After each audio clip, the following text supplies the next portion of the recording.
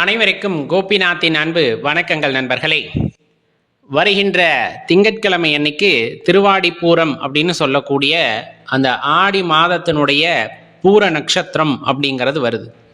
ரொம்ப அருமையானது. இன்றைக்கே பதிவிட காரணம் என்னன்னா, அன்னைக்கு ஆலயங்களில், அதுலேயும் குறிப்பாக சிவாலயங்களில் அம்பிகைக்கு வளையல் மாலை அல்லது வளையல் அலங்காரம் அப்படிங்கிறது பண்ணுவாங்க. அன்றைய தினத்தில் நம்ம கொண்டு போய் கொடுத்தோம் அப்படின்னா, ஏற்கனவே அலங்காரம் செய்திருப்பதன் காரணமாக அதை உள்ளே வாங்கி வச்சிருவாங்க. நம்ம அந்த வளையல் அலங்காரத்தில் நம்ம வாங்கி கொடுக்குற வளையல்களும் இருக்கணும் அப்படின்னு நினச்சா, குறைந்தபட்சம் இன்று அல்லது நாளைக்குள்ள வளையலை வாங்கி நீங்கள் ஆலயத்தில் கொடுக்கறது ரொம்ப சிறப்பு. ஏன்னா நம்மளுக்கும் மனசு ரொம்ப சந்தோஷமாக இருக்கும்ல, அந்த காரணத்தினால. சரி, ஆடி பூரம் அப்படிங்கிறதனுடைய சிறப்பு, அதை எவ்வாறு வழிபட வேண்டும் அப்படிங்கிறத இந்த தொகுப்பில் பார்க்கலாம். பொதுவாக உங்களுக்கு நல்லா தெரியும், உலக ஜீவராசிகள் எப்பொழுதுமே நன்மையை பெற வேண்டும். இங்கு இருக்கக்கூடிய ஜீவராசிகள் எல்லாம் அமைதியாகவும் ரொம்ப வளமாகவும் வாழ வேண்டும், பாதுகாப்புடன் இருக்க வேண்டும் என்ற காரணத்திற்காக அம்பிகை அவதரித்த திருநாள் அப்படின்னு சொன்னோம்னா அது இந்த ஆடி பூர திருநாளை குறிப்பிட்டு சொல்லுவாங்க.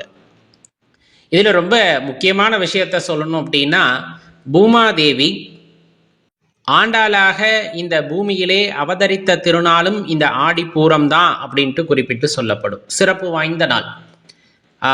இதில் குறிப்பாக நம்ம சித்தர்களும் ஞானியர்களும் எல்லாமே இந்த திருநாளில் அவங்களுடைய தவத்தை தொடங்குவார்கள் அப்படிங்கிறதும் குறிப்பிட்டு சொல்லப்படுகிறது. சரி, இதனால் என்ன பலன்? இந்த ஆடி பூரம் அப்படிங்கிற அந்த விரதத்தை கடைபிடிப்பதால் என்ன பயன்? திருமணம் ஆகாதவர்களுக்கு நல்ல வரன் அமைந்து வரும். அதே போல குழந்தை பேறு இல்லாதவர்களுக்கு இன்றைய தினத்திலே அம்பிகை ஆலயங்களில் நடக்கக்கூடிய அந்த வளைகாப்பு நிகழ்ச்சியை பார்த்து அம்மனிடம் மனம் முருகி வேண்டிக் கொள்ளும் பொழுது அவர்கள் கருவிலே குழந்தை தங்கும் அப்படிங்கிறது அசைக்க முடியாத நம்பிக்கை. பெரும்பாலும் சொல்லுவாங்க, வீட்டில் ஆடிப்பூரத்தை கொண்டாடுறது எப்படின்னு சொல்லுங்க அப்படின்னு. அடியேன் எப்பவுமே சொல்றது, ஒரு சில விஷயங்களை வீட்டில் பூஜையாக செய்யலாம், ஒரு சில விஷயங்களை ஆற்றல் நிறைந்திருக்க கோவில்களில் தான் செய்ய வேண்டும் அப்படிங்கிறத மனசில் வச்சுக்கோங்க. இப்போ நம்ம குழந்தை பேருக்காக நீங்கள் வேண்டி நிற்கிறீங்க அப்படிங்கும் போது 28ஆம் தேதி காலையில் நேரமே ஆலயத்துக்கு போயிருங்க. முடிஞ்சால் முன்னாடியே வளையல் வாங்கி அங்கே கொடுத்துடலாம். அங்கே காலையில் அபிஷேக ஆராதனைகள் எல்லாம் முடிந்து அந்த வளையல் அலங்காரத்திலே வளையல் மாலையெல்லாம் அணிவித்து அம்பிகையின் தரிசனம் கிடைக்கும். அது வளைகாப்பு நிகழ்ச்சி செய்வது போலவே நடைபெறும். அந்த வைபவத்திலே கலந்து கொண்டு அம்பிகையை தரிசித்து அங்கு நீங்கள் வேண்டுதல் வைத்துக் கொள்ளும் பொழுது அம்பிகையின் பூரணமான அருள் கிடைக்கக்கூடும் அப்படிங்கிறத தெளிவாக தெரிஞ்சுக்குங்க. அதனால் நேர ஆலயத்திற்கு தம்பதி சமயதரா போங்க. கணவனும் மனைவியும் இணைந்து அவ்விடத்திற்கு சென்று வழிபாட்டை செய்யுங்கள். கண்டிப்பாக அதற்கான பலன் உங்கள் கைமேல் கிடைக்கும் அப்படின்னா மாற்று கருத்தே வேண்டாம். அன்னைக்கு ஏதாவது வாங்கிட்டு போகணுமா அப்படின்னா அர்ச்சனைக்கு பொருட்கள் வாங்கிட்டு போகலாம், அதில் மாற்று கருத்து வேண்டாம். அதே போல் ரொம்ப முக்கியமான விஷயம், இப்போ எங்களுக்கு வேண்டுதல் எல்லாம் எதுவும் இல்லை.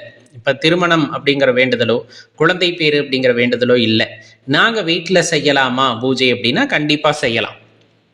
இப்போ வீட்டில் அம்பிகையினுடைய படம் இருக்குது அப்படின்னா நல்லா சுத்தப்படுத்திட்டு ஒரு மணப்பலகை மேலே அம்பிகையினுடைய படத்தை வச்சுட்டு நல்ல பூக்களால் அலங்காரம் செய்து வளையல் மாலை செய்து, நீங்கள் வளையல் போடுவாங்க இல்லையா அந்த கர்ப்பிணி பெண்களுக்கு, அதுபோல் சந்தனம் குங்குமம் எல்லாம் வைத்து பிறகு அந்த வளையலை அணிவித்து வழிபாடு செய்தல் அப்படிங்கிறது, லலிதா சகஸ்கரநாமத்தை பாடுவது அப்படிங்கிறதெல்லாம் உங்களுக்கு உள்ளபடியே பெரிய ஆனந்தத்தையும் இறைவனுடைய அனுகிரகத்தையும் பெற்றுத்தரும் அப்படின்னா மாற்று கருத்தே வேண்டாம். ரொம்ப அற்புதமான திருநாளுங்க. நம்ம நினைக்கிற மாதிரி ரொம்ப சாதாரண நாள் இல்லை. இந்த ஆடி மாதத்தில் வரக்கூடிய ஒவ்வொரு நாட்களும் அம்பிகைக்கு உகந்த நாள் அப்படின்னு சொல்றாங்கல்ல, அதுல இந்த குறிப்பா ஆடிப்பூரம் அப்படிங்கிறது ரொம்ப விசேஷமானது. அம்பிகைக்கு வளைகாப்பு செய்வது போல ஒரு வைபவம் நடக்கிறது அப்படின்னா அவ்விடத்திலே ஒரு தாற்பயத்தை புரிந்து கொள்ள வேண்டும். அவ்விடத்திலே ஆலயத்திலே வீற்றிருக்கின்ற அம்பிகை நம்முள் உயிராக வீற்றிருக்கின்றார். அவருக்கு அந்த வளைகாப்பு வைபவம் நடப்பது போலவே நம்முள் இருக்கின்ற அந்த அம்பிகையின் கருணையால் அந்த குழந்தை பேர் இல்லாதவர்களுக்கும் விரைவில் அந்த வளைகாப்பு நடக்க வேண்டும் என்று எல்லோரும் வாழ்த்துகிறார்கள் அப்படிங்கிறத அதனுடைய தாற்பயம். அம்பிகை உங்களுக்கு அந்த அருளை வழங்கட்டும் அப்படிங்கிறதுக்காகத்தான் இந்த உலகத்தில் இருக்க அனைவருமே வேண்டிக் கொள்வார்கள்.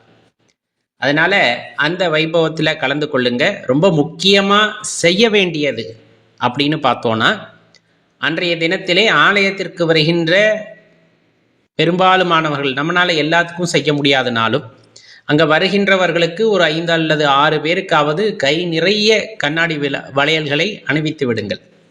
இந்த வேண்டுதல் இருக்கவங்க, குழந்தை பேர் வேண்டும் அப்படின்னு நினைக்கிறவங்க, மஞ்சள் கயிறு, மஞ்சள், சிவப்பு அல்லது பச்சை நிற கண்ணாடி வளையல்களை தானமாக கொடுக்கறது அப்படிங்கிறது கண்டிப்பாக அந்த வளையல் இன்னும் நிறைய வளையலாக உங்கள் வளைகாப்பிலே உங்களை சேரும் அப்படின்னா அதில் மாற்றுக்கிறது இல்லை. அதனால் தவறாமல் அந்த வளைகாப்புக்கு கொடுப்பது போல கண்ணாடி வளையல்களை தானமாக கொடுங்கள். அதுபோக நம்மால் முடிந்தால் அன்னதானம் செய்யலாம். அதில் எந்த தவறும் கிடையாது. ஏன்னா சிறப்பு அன்னதானம் அப்படிங்கிறதே அது அம்பாளுடைய பூரண அருளை பெற்றுத்தரும் அப்படின்னா அதில் மாற்றுக்கிறது இல்லை. 28ஆம் தேதி காலையில் நேரமே ஒரு 6லேருந்து 7:25க்குள்ளே வழிபாட்டை முடிச்சிருங்க. நேரமே ஆலயத்துக்கு போங்க. முதல் பூஜையாக பாருங்கள். வீட்டில் செய்கிறதா இருந்தாலும் அந்த நேரத்தில் செஞ்சிட்டிங்க அப்படின்னா ரொம்ப சிறப்பானதாக இருக்கும். நண்பர்களே, மறக்காமல் இந்த பதிவை உங்கள் நண்பர்களோடையும் பகிர்ந்துக்குங்க. நன்றி, வணக்கம்.